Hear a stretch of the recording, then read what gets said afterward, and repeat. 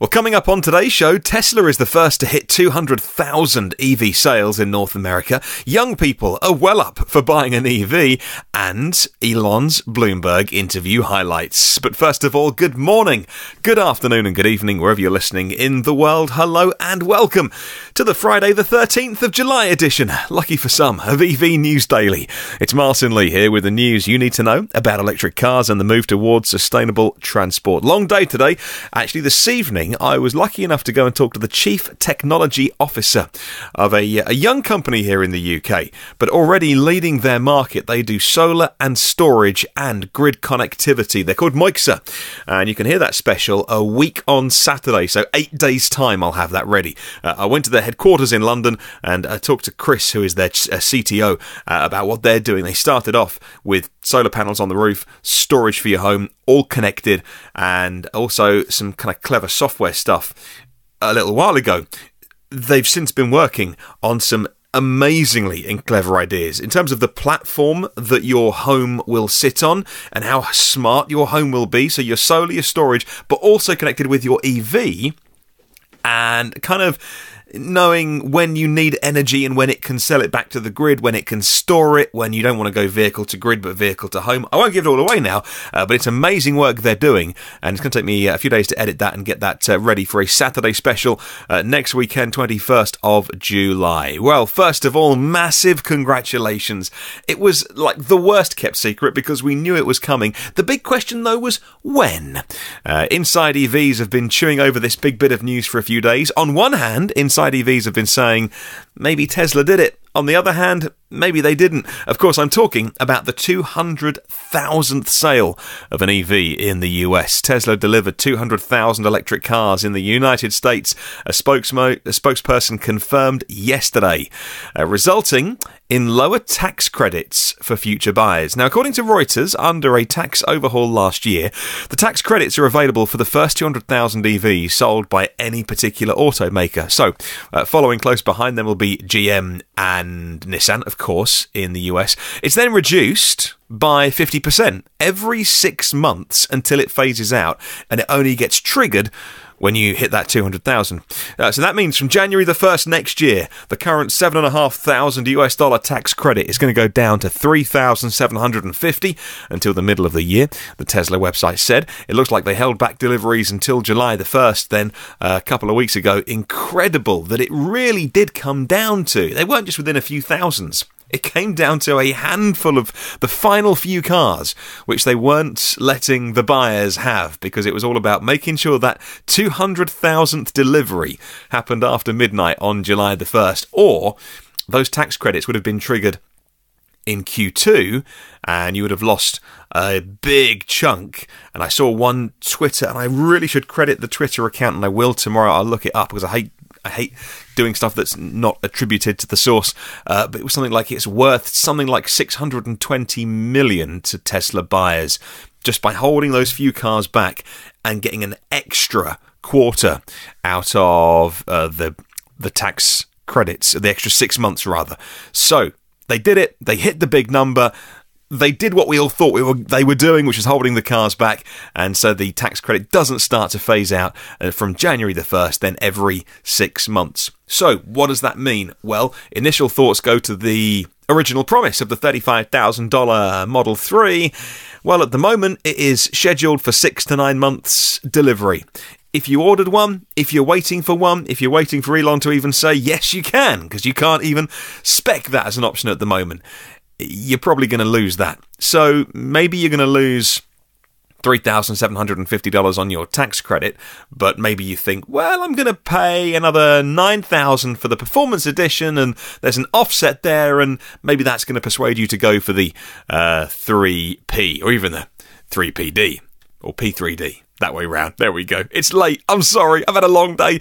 Right, let's move on to oil prices. And despite short-term peaks and valleys, and a recent agreement by OPEC to ease production restrictions, the overall trend in oil prices, when you look at it, it's on the rise. and it's going to carry on going that way. If you saw this covered on GreenCarReports yesterday, Bernstein Research said an investment, so they are an investment company, they said the forecast last week that oil is going to hit $150 a barrel in 2020.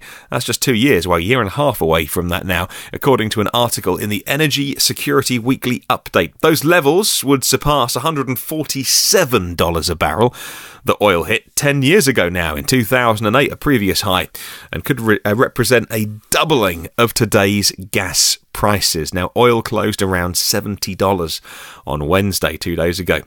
If Bernstein's forecast proves correct, they say, it could provide a big boost for EVs and bolster forecasts showing dramatic growth for electric cars between 2020 and 2040. And as I said on a recent podcast, and I always say this isn't a financial podcast, I know nothing about economics and finance. I know one thing though. Economics wins. Economics always wins. And if you can drive, you've got to do your daily drive to commute to work and back. Unless you are ideologically wed to diesel, and there are some people who will always want to drive on gas until the very last day they can't buy it, then most people, the large majority of people, would go, hang on, it's cheaper to buy an EV because gas prices doubled? Yeah, fine, sign me up. Well, a survey asking young people here in the UK what kind of car they would buy if they ever had the money thrown at them showed up a massive divide in an age-related opinion. Under 35s are way more likely to consider going non-petrol and full BEV, rather than their parents and certainly their grandparents, reporting Gizmodo. The poll was conducted for the AA by Populous and asked 10,000 people. That's a good sample size, 10,000 actually. Some fairly boring questions about cars. However, when they got onto EVs, the key stat was this. EVs are vastly more acceptable the younger you are. 50% of all drivers, 34 and under, saying that they would love to own an EV.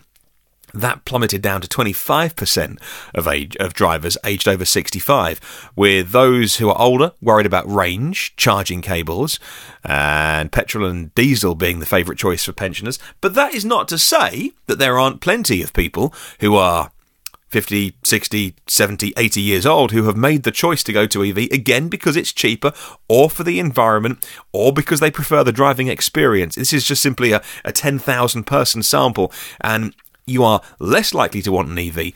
Doesn't mean you're not likely to own an EV. And I've had, personally, loads of chats online with people who said, yeah, when we retired, we looked at our finances and the budgets, and an EV made sense. So a bit of a sweeping statement they're making there, but, you know, we can read into that the younger you are, the more likely you are going to drive an EV. And, of course, as people get older, they take those beliefs with them as they age. Well, news from Ireland, and the AA has developed the electric equivalent of a gallon in a tank, the mobile fast charger that can give stranded motorists a boost to get you back on the road. Tim O'Brien for the Irish Times says the first of their kind in Europe, the mobile EV charging units are powered directly from the AA vans, as opposed to a separate gas generator or something. On average, the AA is going to provide an EV with 15% of full charge in 20 minutes. That just gives you enough to get to the nearest charging point rather than be towed. Now, the Charge Ready Network was launched 2 years ago as a pilot program by Southern California Edison, SCE, and it recently installed its 1,000th charging station. Well, now SCE has filed a plan with the California Public Utilities Commission to invest, and get this, $760 million to expand the program. Currently it's 1,000. They want 48,000 more. That's according to Charles Morris at Charged EV. Charles says that most of the charging stations added during Charge Ready's pilot phase were installed at places like workplaces and schools and universities and hospitals and destination centres and fleet yards. In the second phase, though, SCE plans to increase the number of chargers to that 48,000 extra at places like apartments and condo complexes as well. A link to all of these full articles, by the way, in the show notes, because I'm often only just picking a couple of paragraphs, the really super interesting bits I think you'll be most interested in. And if you're listening on YouTube, by the way, I know that you don't get the most amount of room in the show notes. It often cuts it off. So in that case, if you want to find any of these links, you can do it on the WordPress blog I've got, which is evnewsdaily.com. Well, Fred at Electric has picked out some of the highlights of a recent interview with Elon Musk at Bloomberg. He says this, and I'm quoting Elon now, and I quote, "The past year has been very difficult, but I feel like the coming year is going to be really quite good." He still had one foot in hell. He said manufacturing hell will be over in a month. Elon says, "I feel like I have a great debt to the people of Tesla. The reason I slept on the floor was not because I couldn't go across the road to be at a hotel. It was because I wanted my circumstances to be worse than anyone else at the company. Whenever they felt pain, I wanted mine to be worse. You know," he continues, "at GM, they've got a special elevator for the executives so they don't have to mingle with anyone else. My desk is the smallest in the factory. And I'm barely there at the desk," he says. "The reason people in the paint shop were working their asses off was because I was with them. I'm not in an ivory tower." Well, that is fascinating to read.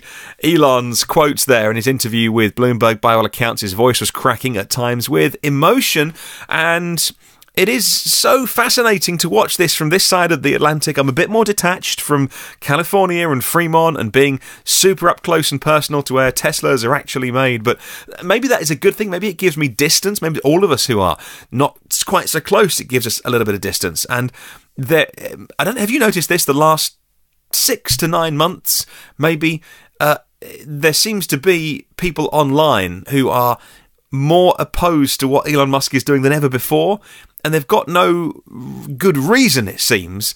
It's just almost a fashion now to be knocking him because he's a billionaire trying to change the world. They always call him the billionaire Elon Musk, and he's comes under a lot of stick, more stick than I've ever seen thrown at him before. He's got a thick skin. I mean, all of us deserve to be treated with respect, regardless of our position or money or all those kind of things. And even though I say he's got a thick skin, I'm sure he is affected by the trolling that he gets online. But he's pretty focused on what he's doing, and I'm sure he knows exactly where he's going, and not some keyboard warrior that lives in his mum's basement having a go at him online. Well, Fred also says the automaker investor relation team held a meeting with investors and analysts earlier this week, and Tesla's reportedly disclosed they're now aiming for a production rate of 7,000 per week by the end of the year, and 10,000 per week by mid-2019. So that production ramp that we talk about, getting to 5,000 Model 3s, looks like they can now settle into that, get all the quality control issues sorted, get all the profit issues sorted out, and then 7,000 by the end of the year, 10,000 a week by mid-2019 next year. And that's when, of course, the right-hand drive models will start to be made for international markets. Yummy. Start making mine. Well, McLaren Automotive, which saw record Canadian sales in 2017, plans to invest $2.1 billion as it prepares to launch, and get this, 18 new cars by the year 2025. Electrification will be a cornerstone of McLaren's investments, the British automaker said yesterday at the Goodwood Festival of Speed in southern England. McLaren, of which Canadian Michael Latifi now owns 10%, plans to convert its sports car and supercar fleet to all hybrids in the next 7 years as it prepares for tighter emission standards around the world. They're stopped short of promising a full BEV, but they are using a lot of electric power. Well, that announcement was made yesterday at the Goodwood Festival of Speed, where I will be today. I'm looking forward to going along just for a day. To go and check out some of the cars that are there, some of the electric cars. The Neo's going to be there. The Volkswagen IDR Pikes Peak Challenger is going to be there. That's brutally fast. And, it sounds so silly, I'm so excited about seeing my first ever Model 3 in person. Tesla are unveiling the Model 3 officially for the first time in Europe. They've been around here unofficially, but this is the first official launch. And I've been checking out all the pictures today from people posting on there, and it's just made me want to be there so much more. So, that's what I'll be doing on Friday, the 13th of July. It'll be lucky for me to go and see not only the outside, but I gather they're welcoming people, come and sit in it and have a play and all those kind of things. So you'll be getting maybe you've seen a load of Model 3s, but you can just laugh at me because I'll be giving you my first impressions from a Brit that's never seen one before on the next podcast. A couple of comments, by the way, from the community that came in over the last couple of days. Thank you so much for these, by the way, on YouTube, because it's quite easy to comment on YouTube. Hi to Brian Weatherall, who says, "Hi Martin, I love that you mentioned electric motorbikes. As a keen biker of many years, I've always enjoyed the noise, the power and freedom of motorbikes. I had the chance to test drive a Zero a few weeks ago. I must say, it was so much fun, so responsive and nimble, and so different being pushed along the road without ear-splitting engine sounds most bikers, including me, love. When the time comes, I honestly don't think," says Brian, "I'll miss the noise. The talk was so addictive." Awesome comment. Thank you so much. Yeah, we haven't talked about electric motorbikes very much on the podcast, but it's a pleasure. I'm glad we can talk about that, and that's a topic that you are interested in.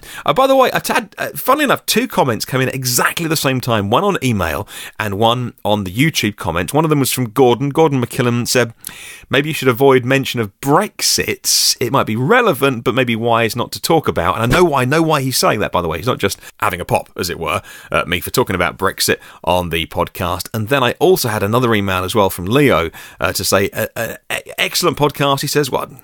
Must have very low standards, my friend." An excellent podcast, he says. A comment, if I may, "You've aired your personal views on Brexit, and maybe you shouldn't do that because it was, a 50-50 percent of the country is like 51-49. We only just voted to leave the European Union." And that's kind of an interesting thing, right? Because this is a podcast mainly with opinion. You would probably say your opinion. I like to read out your opinion on the comment section as much as I can. And you don't always want to hear mine, but I give it to you anyway. And Brexit's an interesting one because it is still pretty divisive in this country. It still splits families down the middle, for instance, and couples who voted, some to stay part of the EU and some to leave. For the record, I voted to remain because I was unsure of what I was voting for, so I stuck for the status quo. It wasn't because of any of the issues that were being presented to me. It was simply because I didn't quite know what the outcome would be. Maybe I should stay away from politics on this podcast. There's loads of them that don't mention politics, though. All previous 178 of them are on iTunes and Google Play and YouTube and TuneIn and Stitcher and Spotify and the blog at evnewsdaily.com. If you want to subscribe, then you haven't got to think about it because you're so busy. Why add one more thing to your day? Subscribe so you get them first and free and automatically. And if you want to catch up on the socials, search EV News Daily. Have a wonderful day, and I'll catch you tomorrow.